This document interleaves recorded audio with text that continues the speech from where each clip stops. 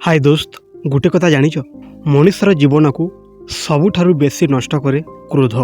क्रोध एमिति गोटे अग्नि जहाँ प्रथमे अन्य को जलाए नहीं, प्रथमे निज को जलाए।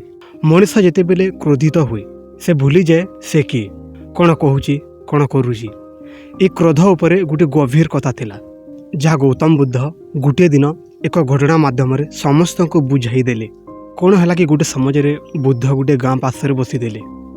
दूर दूर लोक आसुले, कई दुख नहीं, के प्रश्न नहीं, के क्रोध नहीं। सही दिन गोटे लोक आसीला जार मुहरे शांति नथिला, आखिर अग्नि थिला।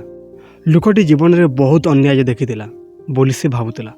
लोके ताकू ठगिथिले, अपमान करथिले, अवहेला करथिले। तार मन भितर एकाठी होइतवा समस्त क्रोध आज विस्फोरण होबाकू जाउथिला।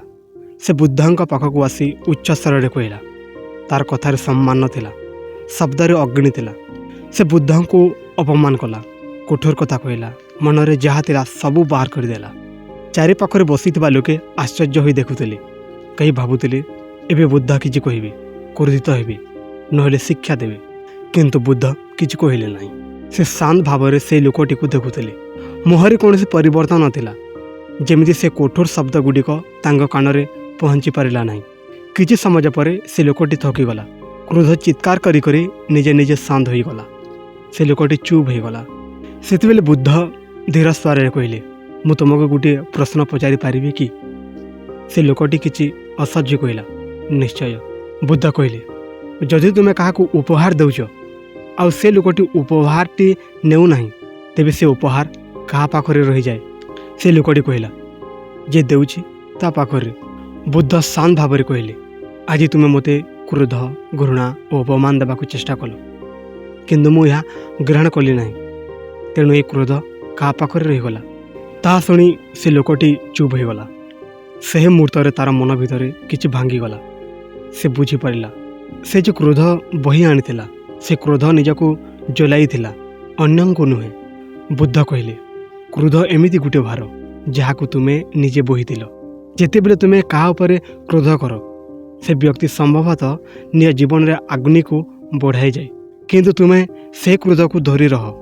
राति रे सोई पार नहीं, मन अशांत रहे। से लोकटी मुंड नमाई देला। तार आखिरे लुह आसीगला। मु भाबुथिली क्रोध कले मु शक्तिशाली हेबी। बुद्ध कहले, नहीं, क्रोध दुर्बलता, शक्ति होची शांति। जो लोक निज क्रोध को नियंत्रण करिपारे से सबुठारु बलवान। से दिन से लोकटी बुद्धंक पाखरु चलीगला। किंतु से लोकटी पुराणा लोक रहिला नहीं। क्रोध आसुला, किंतु एबे से ताकू देखुला। से शिखीगला सबु कथार उत्तर शब्दर नुहे, केबे केबे नीरवता ही सबुठारु शक्तिशाली उत्तर। ए कथाटी को आज तुम पाई जितेबेले कहार कथा तुमको आघात देउची, जितेबेले रक्त गरम हो जाउची, सेतेबेले ए कथाटी को मने पकाइब। सबु कथा को उत्तर देवा दरकार नहीं। सबु युद्ध जीतिबा को युद्ध करबा दरकार नहीं। केबे केबे चुप ही रहिबा ही सबुठारु बड़ा विजय। जो दिन तुम्हें क्रोध को छाड़ीदेव से दिन तुम्हें हारिब नहीं। से दिन तुम्हें निजको जीति पारिब। एबे गोटे मुहूर्त पाई निजको पचार, तुम जीवन में केते थर क्रोध आसीची, आउ केते थर से क्रोध को तुमको शांति देची। शायद केबे नुहे।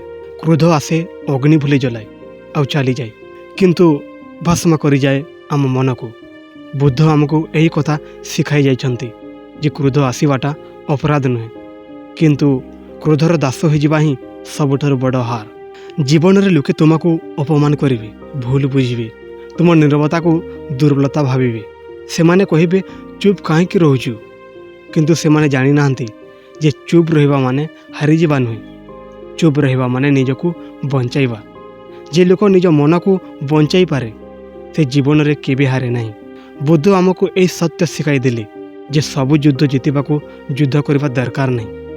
किछि युद्ध अच्छी जहाँ दूर रहिले ही जीत मिले।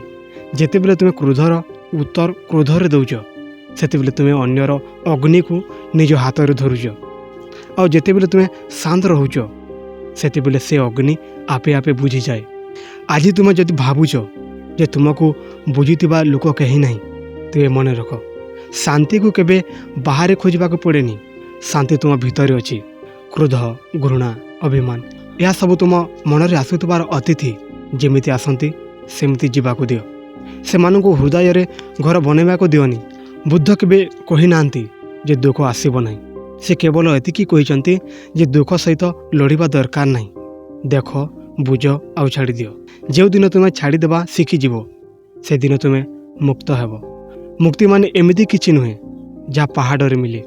ମୁକ୍ତି ମାନେ ହେଉଛି ହୃଦୟରୁ କ୍ରୋଧର ଭାର ହଟିଯିବା। ଆଜି ପରେ ଯେତେବେଳେ କେହି ତୁମକୁ ଆଘାତ ଦେବେ ତୁମେ ଉତ୍ତର ଦେବା ପୂର୍ବରୁ ଏକ ଶ୍ୱାସ ନିଅ। ସେହି ଏକ ଶ୍ୱାସ ତୁମକୁ ଭୁଲ କଥା କହିବାକୁ ବଞ୍ଚାଇ ପାରେ, ଭୁଲ କାମ କରିବାରୁ ବଞ୍ଚାଇ ପାରେ ଆଉ ଜୀବନଭର ପଶ୍ଚାତାପରୁ ବଞ୍ଚାଇ ପାରେ।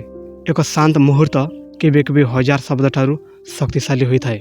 ଆଉ ଦୋସ୍ତ, ଶେଷରେ ଏତିକି କହିବି ଯେ ତୁମର ଶକ୍ତି ତୁମର କ୍ରୋଧରେ ନୁହେଁ, ତୁମର ନୀରବତାରେ ଅଛି।